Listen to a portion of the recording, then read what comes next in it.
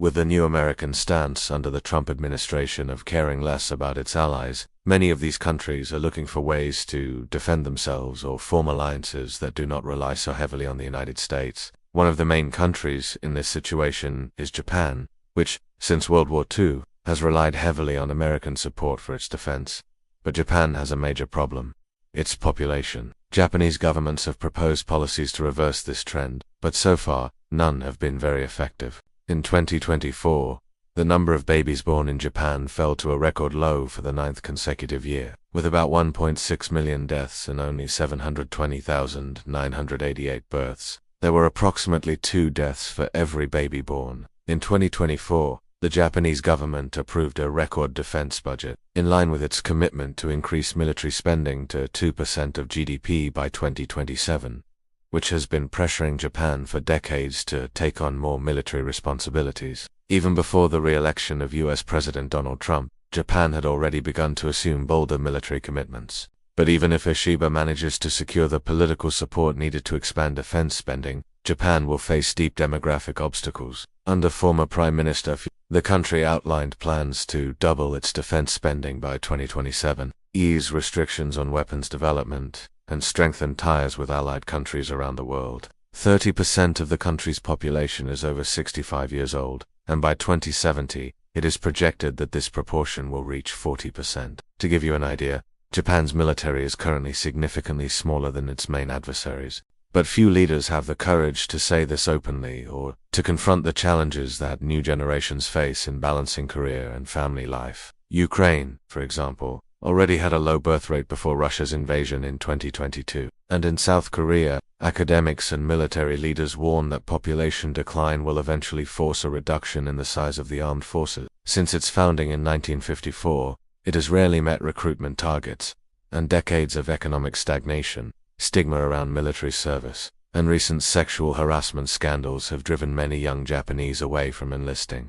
The problem is that part of the need for more soldiers also stems from the fact that the world is becoming a more dangerous place, and many young people are unwilling to expose themselves to direct risk, and now reports fewer than 1 child per woman. According to the UN Population Fund, in 2018 retired Lieutenant General Noboru Yamaguchi said that the imbalance between senior and junior non-commissioned officers, with many senior officers overseeing very few subordinates, was already hindering leadership development within the troops. In 2022, Japan had only 228,000 active military personnel. The United States has about 1.3 million, lowering morale and creating a sense among senior personnel that their work was irrelevant and frustrating. China has approximately 2 million active military personnel, and North Korea, about 1.2 million. But the impact of an aging society on national defense goes beyond recruitment. The inability to fill the ranks will also force Japan to make tough decisions about where to deploy its limited forces and what new responsibilities it can take on within the alliance. However, spending on pensions and social welfare will continue to dominate the budget as the government's largest expense. It also raised the maximum enlistment age from 26 to 32, but the results were dismal. These costs are only expected to rise as the population ages and the workforce continues to shrink. Still, even with a more efficient and technologically advanced force, the Japanese military will continue to require manpower. Fewer people means longer missions for troops, less flexibility for commanders, greater operational impact from casualties, and greater difficulty forming new battalions or carrying out operations. All of this will put even more strain on active service members, making military service less attractive. Immigration might help Japan's birth rate in some way, but it will not solve the enlistment and recruitment problem, at least not in the short term, when the effects of an aging and declining population will become even more severe. In other words, the United States can pressure Japan, all at once, to allocate more to defense. And as you already know, I have always said this,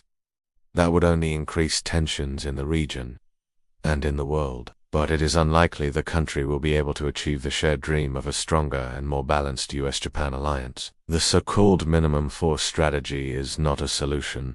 It is merely a and more equal partner in the US alliance, let alone take on a greater role in the Indo-Pacific region. Most of the Japanese government's proposals to address the country's demographic challenges have gained no traction. Another commonly proposed solution by academics and commentators is immigration. However, historically, Japan has accepted very few immigrants. and some analysts believe that a drastic shift in this policy could bring dynamism and vitality to Japan's economy and society. The declining population also complicates Japan's efforts to develop a more self-sufficient defense sector and reduce its dependence on US-supplied weapons and ammunition. The country is facing shortages of engineers in the vital semiconductor sector, a shrinking university population, and a drop in the number of PhD graduates, all weakening the country's prospects for economic productivity. There is increasing dependence on public health and retirement systems and a shrinking tax base to support them. In 2023,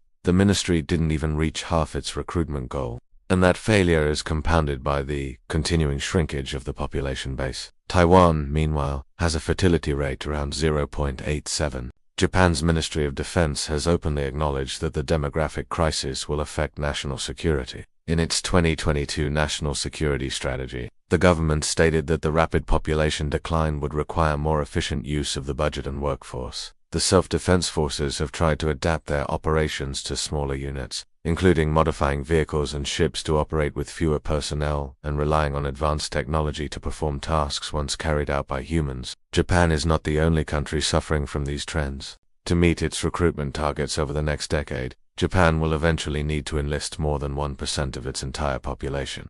An almost impossible task. Restrict the state's ability to collect taxes to fund increased defense spending and stifle the innovation needed to compete in the military sector. Without more people, Japan will struggle not only to face current security threats, but also to play the prominent global role that both Japanese and American leaders envision for the country. The solution is both simple and unlikely. Japan's military personnel amount to 1/10 of China's and 1/5 of North Korea's.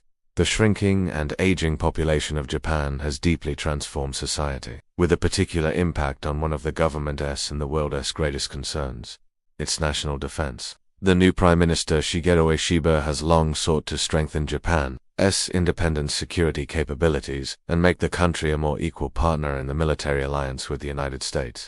The recent setback of the ruling Liberal Democratic Party, which has governed Japan for a long time, and the national elections has cast doubt on the viability of these defense investments. In fact, it was former Prime Minister Kishida who initiated this process, but the current Prime Minister is continuing it. They are from the same party, but now with a smaller base. Although the LDP is still Japan's largest party and Ishiba remains the leader, the party lost 56 seats in October 2024 and failed to secure a majority, despite holding power. Trump's insistence on pressuring US allies to pay their fair share for maintaining security partnerships has only increased the risks for Japanese politicians and for Japan's situation overall. The population decline will certainly prevent the fulfillment of the ambitions laid out by Japanese politicians and the expectations of their partners.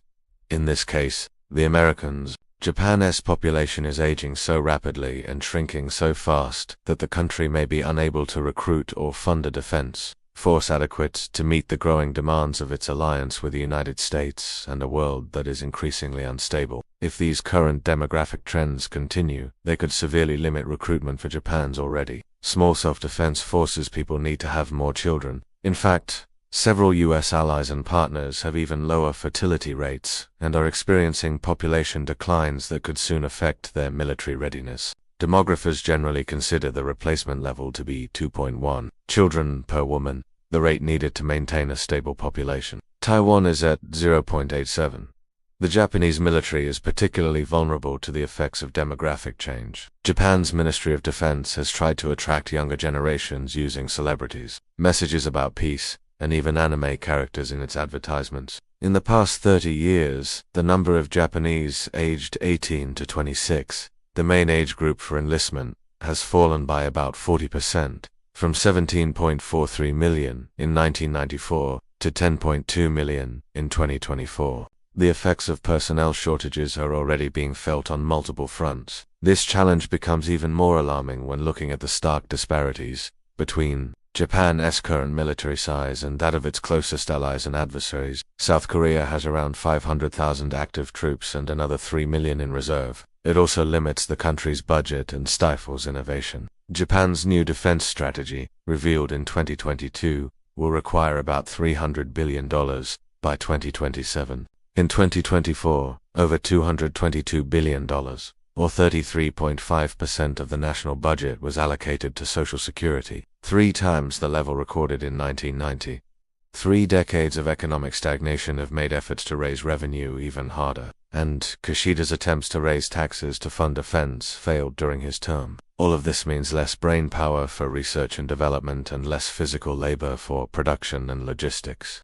In December 2024, the Ishiba administration approved budget allocations for fiscal year 2025 to increase military salaries and implement new work-life balance measures in the armed forces, to develop, produce, and operate increasingly indispensable new technologies. Japan will need highly trained and highly paid soldiers to fight modern wars. This means Japan will be unable to allocate the resources needed to become a stronger. The major problem with all of this, particularly in regard to military recruitment, is that only Japanese citizens can join the armed forces. Tokyo and Washington will need to adjust their expectations about what Japan and other partners with similar demographic challenges can realistically achieve. Especially in the long term, it makes us wonder, how will Japan be able to defend itself? Perhaps the incentive for Japan to possess extremely powerful weapons, such as a nuclear bomb, might be the only way for the country to strengthen itself.